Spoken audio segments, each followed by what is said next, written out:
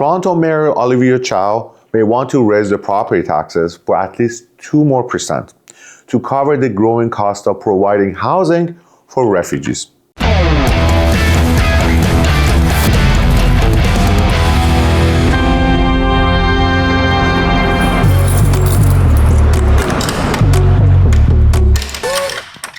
But this isn't just about the city's budget.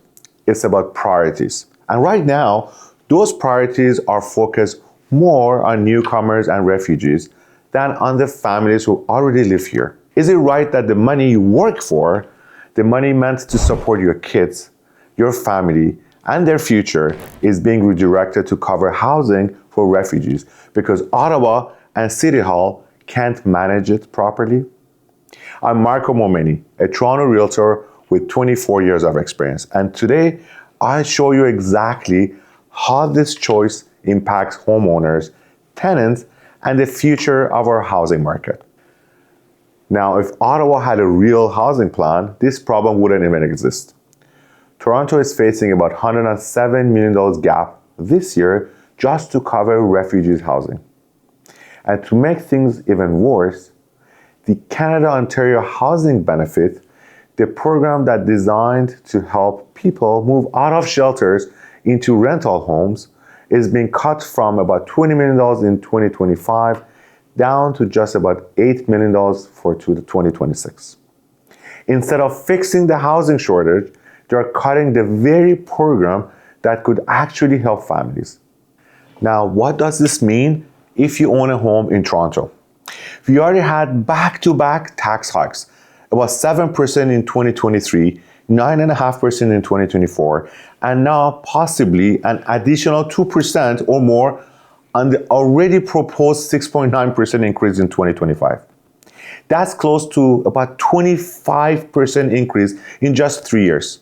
For example, a house that's worth about $1.2 million in Toronto, before the hikes, taxes were about, give and take, $8,640 per year. After 2023, 7% increase brings it to $9,245. After 2024, 9.5% increase hike brings it to $10,130. With another 2% in 2025, about $10,335. That's nearly $1,700 more every year, the money that could have gone towards your kids' education, groceries, or your family's future. Now, tenants might think they're safe, right? But they're not. When taxes rise, landlords pass those costs down.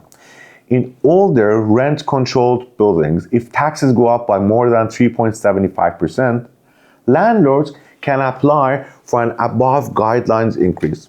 In newer buildings, which are built after 2018, there is no rent control at all. So whether you rent or own, higher property taxes actually land on your shoulders.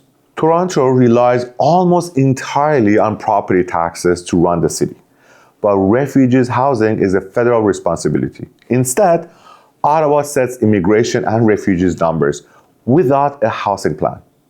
And then Mayor Chow chooses to raise property taxes on families. The results? Higher costs for homeowners, higher rents for tenants, and worsening affordability. As a realtor, I see the human side of this every day. Families are stressed with higher costs, buyers holding back, and tenants are squeezed. And yet, our leaders keep focusing on housing refugees first, while Toronto families get left behind. That's not compassion. That's failure. And Toronto families are paying the price. Now, Toronto doesn't just have a tax problem. We have a leadership problem. Ottawa sets policies without a housing plan, and City Hall raises taxes instead of demanding real solutions. Should your family's money, the money that's meant for your children, your saving, and your future, keep being spent this way? I'm Marco Momeni. Subscribe to my channel, leave your comments, leave your thoughts, and let's keep the conversation going to see if should Toronto families keep footing the bill, or should Ottawa and City Hall finally put Canadians first.